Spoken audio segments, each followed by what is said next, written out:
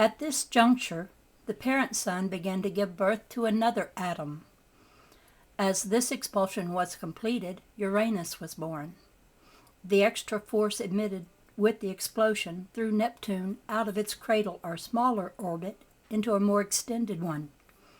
It was compelled to take the orbit now occupied by Mercury to make room in the cradle orbit for the newborn child, Uranus, in order that it might receive its nourishment from the parent until its nebulous structure became a planet.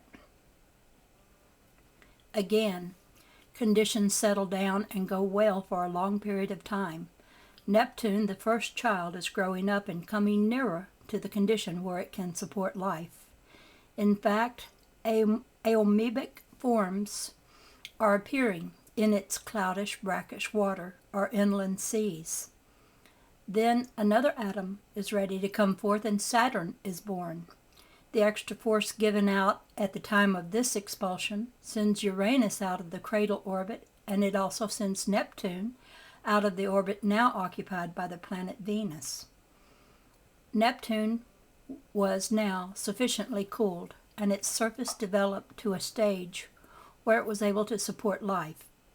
It was upon this planet, as it occupied this orbit, that the conditions for the support and nourishment of human life, which the Earth enjoys today, were brought to the stage where the human life element could attach itself to the select amoeba necessary for the support and manifestation of the human form. Thus came into existence the first human race, not the animal amoeba, but the human amoeba, the amoeba of selective type and character, with intelligence that could and did shorten the process of evolution. Upon this planet, conditions were perfect for selective human development, and this development came on at a rapid pace.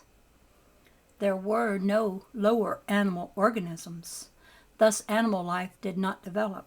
The planet was occupied by superior human beings who rapidly developed into a perfect human race, who were all able to supply and support themselves directly from cosmic or aqueous substance. Thus they would have been termed gods upon this earth. Many of the legends and myths of today have their inception in and are built around this great people. They were exactly like the principle that brought them into existence. This race, through their ability to express beauty and perfection, began to surround themselves with perfect and beautiful conditions. In fact, they built the planet into a paradise of beauty and perfection. It was intended that this race should forever maintain this perfect condition, which they had accomplished by absolute control of all the elements. Thus, when they put forth a desire, it was fulfilled instantly. As time moved on, some began to evidence inactivity and selfishness in attempting to outdo their fellow man. This condition brought on divisions, and divisions brought on selfishness and greed, which caused dissensions. The time that should have been spent in creating for service and advancement was dissipated in strife and contention. Instead of holding closely to their source, they were differing and separating wildly until all but a few lost that which was high and noble. All but the few let go of their security and protection. This caused a vortex to gather around the planet. Instead of holding to the perfect pattern of the divine, whereby they could have accomplished a complete universe of divine attributes upon divine planets, they gave way to such an extent that when the next outburst occurred, it was so enormous that when the nebula was consolidated, the resulting planet was larger in mass than all of those which had previously come forth. Thus the great planet Jupiter came forth. The excess energy given out was so gigantic that it swept Saturn out of the cradle orbit into the orbit now occupied by Mercury. The outburst was so tremendous and the solar system so filled that great quantities of asteroids formed, arrayed, and aligned themselves around Saturn. Being of a different polarity, they could not coalesce with Saturn. Thus they were independent, and their only alternative was to align themselves around the planet of Saturn as bands of asteroids. As such, they are commonly called the rings of Saturn. Some of these asteroids are as large as planets. The force swept Neptune, the Great and Beautiful, out into the orbit now occupied by the Earth. All of its magnificence, with its great inhabitants, save a few, were swept away. Those who were preserved had never let go of their divine heritage, and they had so constituted their bodies that they could seek safety in the emanations of the spirit sphere, which is all around and interpenetrates the 91 universes now in existence. In this condition, they have been able to preserve their identity and knowledge and give it out so that it will never pass out of existence. It is through and by these ideals that we live today. We claim kinship with these great ones. They compose the root race of humanity. By them the ideals of humanity have been preserved, and the Godhead of man has been maintained. Then followed many millions of eons of time needed for the nebula of Jupiter to take form as a planet. So enormous is its size that it has cooled but little even today. Time again passes on with swift wings, and the sun is ready to give birth to the fifth nebula, and Mars, the blood-red planet, is brought into existence. As this expulsion is complete, we see a phenomena happening in mighty Jupiter. A huge red spot has suddenly developed on her side, and she is expelling a great portion of herself. She has given birth to a satellite which is called a moon. There is such an excess of force set up as the two expulsions take place that the giant Jupiter is thrown out of the cradle orbit and room is made for the planet Mars. As the giant Jupiter occupies its new orbit, the whirling, nebulous form is in no way able to gather to itself the great mass of particles that were expelled at the time of its birth.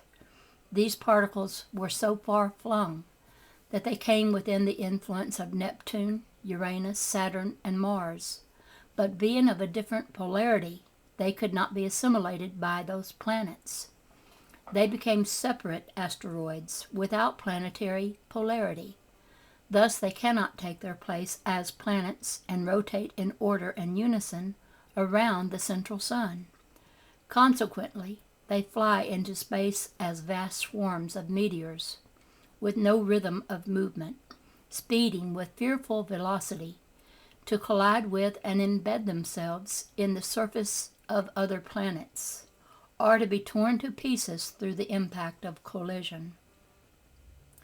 Also, in their mad rush through space, minute particles are carried away until they will gradually return to the aqueous mass, where they can be again taken up and assimilated by the great central sun, to be given off again as nebula at the birth of other planets or atoms. Now comes the outburst that gives birth to the nebula that finally forms our Earth. Mars is thrown out of the cradle orbit, and our Earth takes its place. Thus, all of the planets are sent out into another orbit to give space for the new child. Then Venus is born. In like manner, the Earth and all other planets or atoms are thrown into ever-expanding orbits in order to make room in the cradle for the newborn planet or atom. Then Mercury is born, throwing the other planets or atoms into another widened orbit, making up the full complement of planets that are visible through astronomy today, 8 in all. There are really 9. As the cradle orbit is not occupied by Mercury, it is occupied by the last nebula or child, but that nebula has not consolidated into form so that it can be seen. It is there nevertheless, and its influence is felt. Thus, the universe that our Earth is a part of contains 9 planets or atoms with their 9 orbits, which they follow in mathematical precision around the central sun or nucleus. You have been shown pictures of this creation as it came into being through orderly sequence. Something is happening to Neptune, the furthest removed planet from the sun, with the greatest orbit. It has reached maturity and also its limit in velocity. It has received its full light charge and is ready to come forth as a sun. It is going into decline as the new nebula begins to take form and the sun is ready to give birth to the 10th nebula. Before this expulsion takes place, Neptune has reached its limiting velocity in its spin around the central sun. It flies into space and explodes, then again returns to the aqueous. There it can again be taken up by the central sun to add more energy to that sun, in order that more planets or atoms may come forth. In the universe of which our Earth is a part, there can be but 9 planets or particles spinning around the central sun at one time. Thus it is a constant round of birth, consolidation, then expansion, reaching the limiting velocity, flying off into space, exploding, disintegrating, then reassimilating by the sun in order to give forth new birth. Thus the sun is reassembling from the aqueous that which it sends out to again become aqueous. It is a continuous renewal through regeneration into new birth.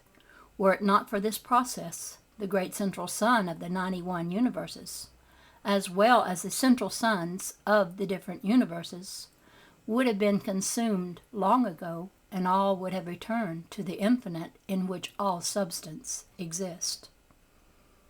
A wise intelligence that pervades all emanations and space calls the universes into form and starts them on their onward march. The sun or central nucleus never grows old nor dies. It accepts, absorbs, holds, and consolidates, then gives birth to the atom. Yet it never diminishes, as it is forever receiving and absorbing into itself that which it is giving out. Thus regeneration and rebirth are going on all the time. Universes are being formed, expanding, and returning that which they have received. There is one round of progression from a low to a higher, then on to a higher attainment.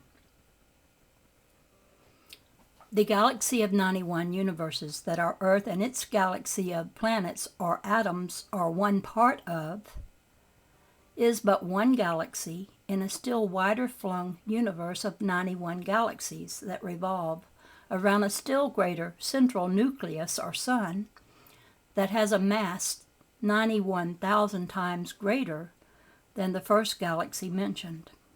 This condition goes on and repeats itself by 91 almost indefinitely, the whole making up the great and infinite cosmos, the galaxies that comprise the Milky Way, as you call it. This cosmos is often called the atomic heat ray, the source of the sun's heat. This is not a cloud of stars in which your sun belongs. It is a nebula born or expelled from the great cosmic central sun or nucleus just mentioned. The sun, as you see it located in this nebula, is but a portion of the light rays from the sun. These particular rays are bent at an angle as they enter mass. They are reflected until these bent and distorted rays make up the image of the sun and place it in a false position. These rays are reflected back so distinctly that you think you are actually looking at the sun. In like manner, many other planets or atoms are distorted by this phenomena. Where there seem many, there are few in comparison. Yet the total number of the actual is calculated in many millions. By looking at the picture closely, you will see that these nebulas or their suns are not disk, but globular and round, flattened at the poles, just as our Earth is flattened. In looking at them, you are only observing the great flattened polar areas.